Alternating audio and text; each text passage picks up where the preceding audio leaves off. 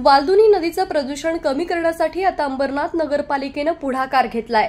वालदुनी नदीला जोडले गेलेले नाले आणि त्यातील पाणी हे घातक असल्यानं आता या नाल्यातील पाणी भुयारी गटारात सोडून ते पाणी मल निस्सरण केंद्रापर्यंत नेलं जाणार आहे।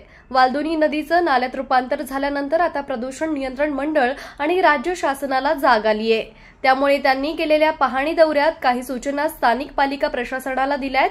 या वालदुनी नाल्याचं प्रदूषण रोखण्यासाठी प्रदूषणाचे मुख्य स्रोत असलेले नाले थेट वालदुनी नदीत न सोडता ते पाणी भुयारी गटार मार्गातून मलनिस्सरण केंद्रापर्यंत नेण्याची व्यवस्था करण्याच्या सूचना करण्यात आल्या आहेत।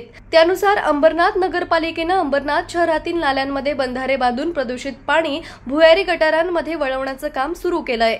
उल्हासनगरमधील सर्व सांडपाणी याच नाल्यात सोडलं जात आहे। त्यामुळे रंग बदलणारी नदी म्हणून वालदुनी नदीचा समावेश करण्यात आलाय।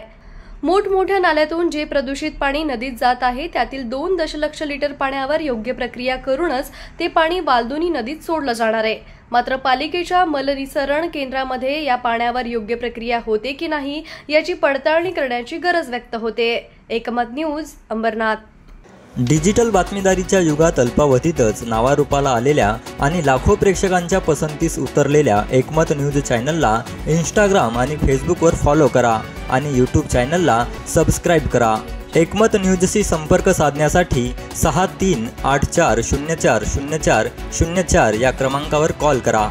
ताज्या घडामोडींसाठी पाहत रहा एकमत न्यूज।